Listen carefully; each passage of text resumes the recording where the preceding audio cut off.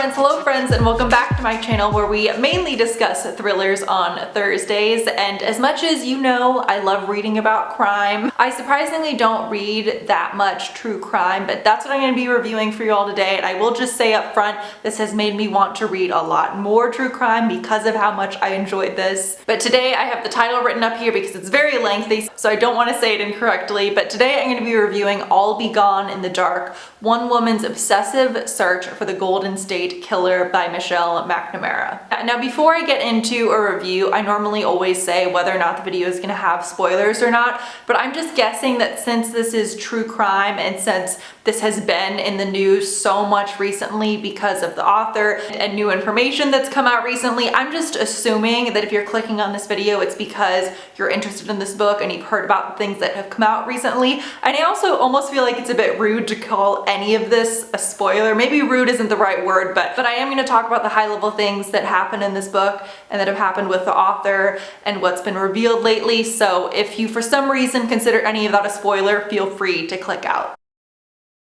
But for a high-level summary, the author of this book is Michelle McNamara. I listened to this as an audiobook, and Michelle McNamara was the author of It's Called True Crime Diary, which was an incredibly popular true crime blog where a lot of her focus was on hunting for the East Area Rapist / the Golden State Killer. He was originally called the East Area Rapist, but she dubbed him as the Golden State Killer, especially since he did kill people. So calling him the East Area Rapist, she didn't think made a whole lot of sense. But incredibly, unfortunately, Michelle passed away back in April of 2016, so very recently. She was working on completing this book when she passed away, so a lot of this was put together after she passed away, and oftentimes before a chapter begins, the people who put together this book will say, Michelle was working on this section during XYZ and we placed it in this part of the book because of XYZ, so there's a lot of that throughout the book. So as I said, this book is about the East Area Rapist or the Golden State Killer,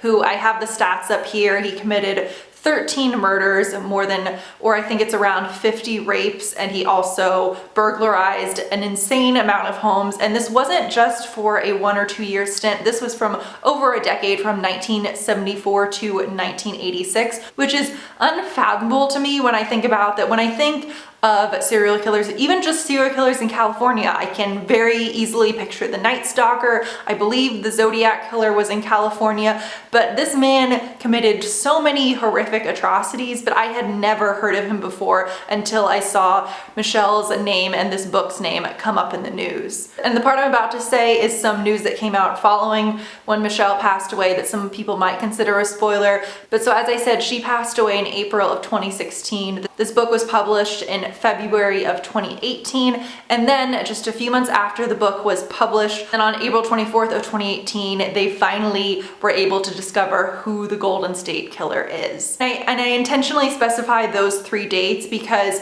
having an understanding of that will help you to better understand my review, because it was a really interesting and also very bittersweet reading experience, knowing that yes, it's great that we caught this guy, but at the same time it happened following her passing. This book was put together after her passing. So reading this was a very difficult but also a very unique reading experience. So now let's go ahead and get into some pros. So for my first pro, and again, I listened to this as an audiobook, and I thought the narrator's voice really brought together her writing to life. And Patton Oswalt, there's an afterword, he sort of wraps up the book at the very end, and he talks about how, and this is so true, he took the words right out of my mouth, Michelle has such a way of talking about these horrific events that happened, but not feeling like it's sensationalized or that she's getting any gratification out of it. She really adds so much empathy to what happened to these victims. And you can just feel that she cares so vividly for what they went through, and she feels so horribly. And you can tell that so much care is put into paying respect to these victims and their families. And I appreciated that so much because especially in true crime, and especially when you're reading online forums about serial killers and rapists, often you don't see that. There was also just an insane amount of detail that I respect her so much for. And also, again, it's detail and it's dark, but there's also so much empathy with it. And even again, the killer was found after Michelle passed away. Even if this book, it's not like this book figured out XYZ who the killer was, at least it kept the investigation alive. It kept it in the public eye, so that I think there was more pressure to keep looking to see who this person was, even though he hadn't necessarily killed anybody since 1986. At least at this point that we know of. I also really enjoyed how this book was constructed, and again, some parts I didn't like how it was constructed, and we'll get into that in the cons, but at a high level I did really enjoy how it was put together. There's an opening from Gillian Flynn because she was an avid reader of true crime diary, and then the majority of the book is written by Michelle McNamara, although again it was pieced together by someone else, and then Patton Oswalt wraps up the book. And if you're listening to it as an audiobook, which I kind of recommend, I kind of don't, and I'll get into that in the cons, hearing Patton wrap up the book, I don't know if I ever said, but Patton Oswalt was her husband. I'm just assuming a lot of you guys know that.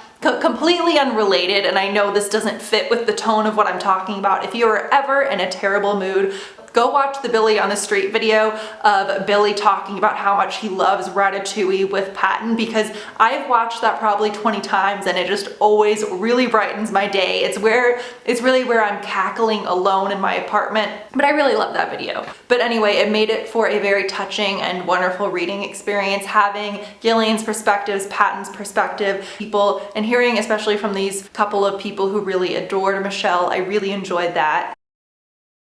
Now getting into cons, and again, I don't consider this to be Michelle McNamara's fault whatsoever, but I only really had one con, and that's that listening to this as an audiobook, and I have heard that some people had a similar experience even when they were reading this as a physical book. Sometimes the book was a little bit hard to follow, and sometimes it really did feel like it was pieced together, which again, I feel bad saying that as a con because this was pieced together after her passing, at least a lot of it. And it jumps around in time to when the Golden State Killer was either raping people, when he was killing people, when he was burglarizing homes, because there's a lot of aspects in this book where they're talking about different crimes that are committed at different points in times in Northern California and Southern California, and they'll go back and forth and say, maybe this was the same guy, maybe this wasn't the same guy, and it just made it incredibly difficult to follow. Not incredibly difficult, but somewhat difficult, especially as an audiobook, because please correct me if I'm wrong, but I think in the physical book, it always says